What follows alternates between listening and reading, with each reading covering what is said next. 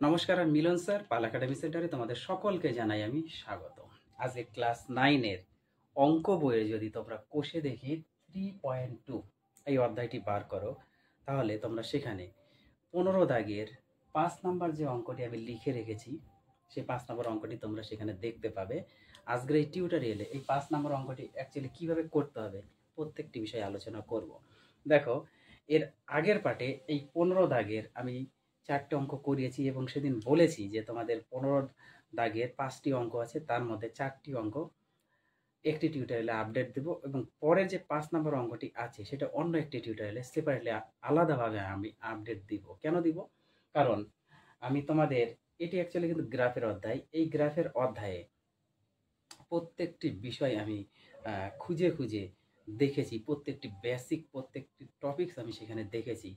কিন্তু এই অঙ্কটি করার জন্য যে অ্যাকচুয়ালি বেসিকটি আমার দরকার সেই বেসিক আমি খুঁজে পাইনি। সো আমার মনে হয়েছে যে তোমাদের এই অঙ্কটি হয়তো আউট অফ সিলেবাস বা সিলেবাসের বহির্ভূত, মানে আমার মনে হলো, যেটা আমার মনে হলো সেই বক্তব্যটা আমি অ্যাকচুয়ালি বললাম। এখন সেটা নাও হতে পারে, সেটা আমি বলতে পারছি না, কারণ এই টপিক্সের উপর তোমাদের আর কোনো অঙ্ক নেই যেটা এই অঙ্কটা আছে। এটা অ্যাকচুয়ালি ক্লাস 11 অথবা 12-এর কোন একটা পার্টের অংশ।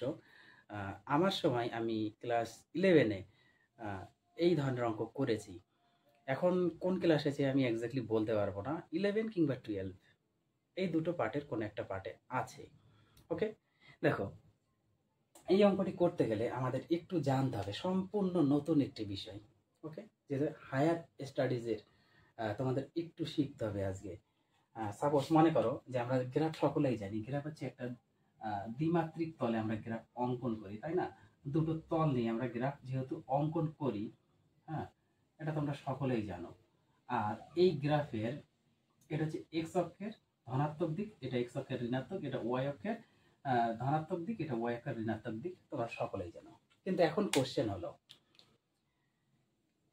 এই যে সরল রেখা, এই যে গ্রাফ, সরি, এই গ্রাফের একটু জিনিস তোমাদের বুঝতে হবে কি, এক্স অক্ষের ধনাত্মক দিকের সাথে, এক্স অক্ষের ধনাত্মক দিকের সাথে, দেখো এটা হচ্ছে এক্স অক্ষের ধনাত্মক, এই এক্স অক্ষের ধনাত্মক দিকের সাথে কোনো সরল রেখা যে কোণ উৎপন্ন করবে, এই যে একটা সরল রেখা, তার মানে এক্স অক্ষের ধনাত্মক দিকের সাথে কোনো সরল রেখা, ওকে, কোনো সরল রেখা যে কোণ উৎপন্ন করে, যে কোণ উৎপন্ন করে তাকে বলা হয় ওই সরল রেখার নতি বা প্রবণতা। তার মানে কোন সরল রেখা এক্স অক্ষের ধনাত্মক দিকের সাথে যে কোণ উৎপন্ন করলো, সাপোজ এখানে আমি ধরেছি থিটা কোণ উৎপন্ন করেছে, তাহলে তাকে বলা হবে ওই সরল রেখার নতি বা প্রবণতা। এখন কথা হলো, এই সরল রেখা যে আমরা কিভাবে পাবো একটা সরল রেখার সমীকরণ। ওকে, আজকের এই পাঠে এই বিষয়ে আলোচনা। তোমাদের নতি বা প্রবণতার ছেদিত অংশের সরল রেখার সমীকরণ হয়, এই জিনিসটা একটু মনে রাখতে হবে। কি বললাম? নতি বা প্রবণতা। দেখো, নতি, নতি বা প্রবণতার ছেদিত অংশের, ছেদিতা অংশের, ছেদিত অংশের সরল রেখার সমীকরণ, সরল রেখার সমীকরণ হয়, সমীকরণ হয়, সরলরেখার সমীকরণ হয়। কি হয়? y সমান সমান mx প্লাস c, এই যে y সমান সমান mx প্লাস c, এইটা হচ্ছে সরলরেখার সমীকরণ। এবং কিভাবে? নতি বা প্রবণতার ছেদিত অংশ সরলরেখার সমীকরণ। এবার নতি বা প্রবণতা কাকে বলা হয়?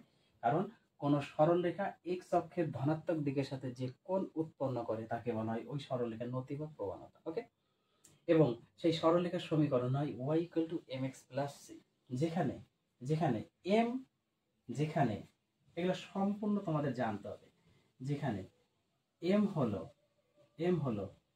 নতি বা প্রবণতা।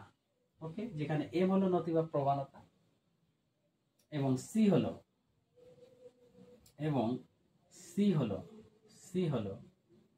ওয়াই অক্ষের ছেদিতা অংশ।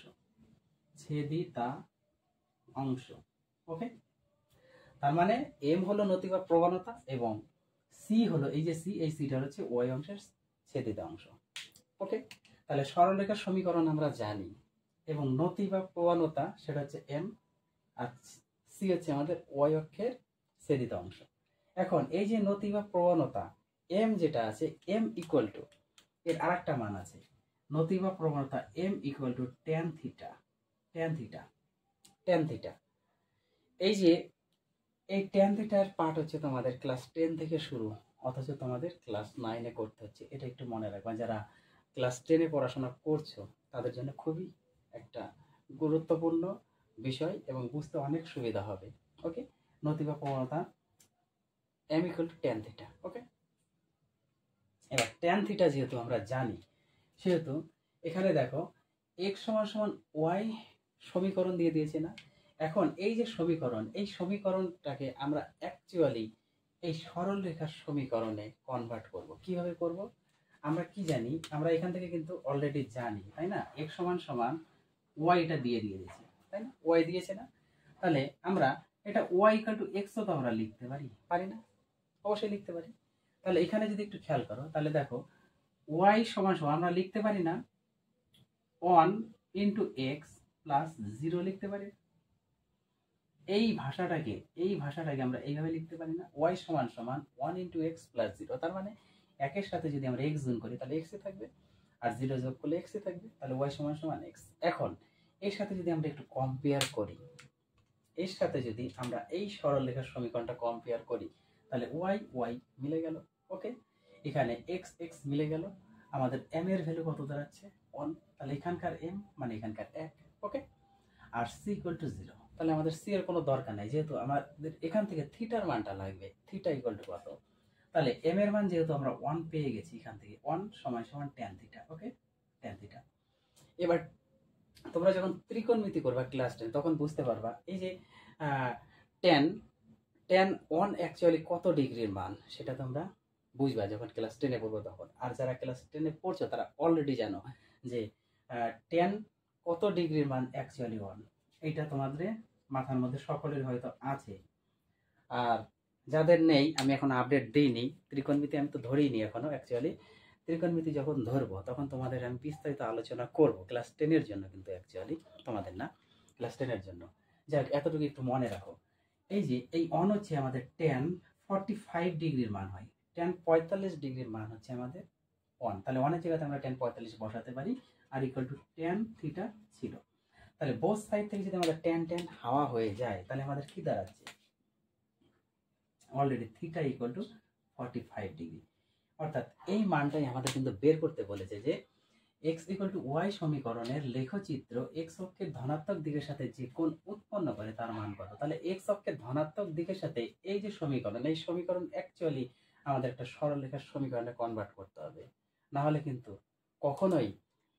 কখনোই x অক্ষের ধনাত্মক দিকের সাথে কোনো কোণ উৎপন্ন হয় না।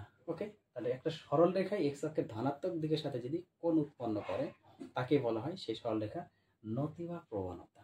ওকে, এবং সেই নতি বা প্রবণতার মান হচ্ছে m equal to tan theta. Clear? তাহলে এই ছিল হচ্ছে তোমাদের 45 ডিগ্রি, অ্যান্সার হচ্ছে 45 ডিগ্রি। কিভাবে আসে অ্যাকচুয়ালি সেটা তার ব্যাখ্যা। একটু কষ্ট করো তোমরা এই অঙ্কটা করার জন্য, একটু কষ্ট করো। যখন তোমরা টেনে উঠবা তখন অ্যাকচুয়ালি সম্পূর্ণ বিষয়টি বুঝতে পারবা, যেহেতু এখানে অনেক কিছু এসেছে। একটা সরলরেখার সমীকরণ আমাদের জানতে হয়েছে, নতি প্রবণতা জানতে হয়েছে, ট্যান থিটা আমাদের জানতে হয়েছে। অ্যাকচুয়ালি তোমরা কেউ করোনি এগুলো যখন আমি ক্লাস 10-এ ত্রিকোণমিতি ধরবো তখন এগুলো আলোচনা করবো, তার আগে এগুলো হবে না। তাহলে এই অঙ্কটা তোমরা যদি একটু পারো ভালোভাবে করো, না হলে অঙ্কটা ছেড়ে দাও আমি বলবো। আর যারা বুঝতে পেরেছে তারা একটু করো, কোনো অসুবিধা নেই। আমি আবার দেখা করবো তোমাদের সাথে পরবর্তী পার্ট নিয়ে। তাহলে আজকের মতো এখানেই শেষ করছি।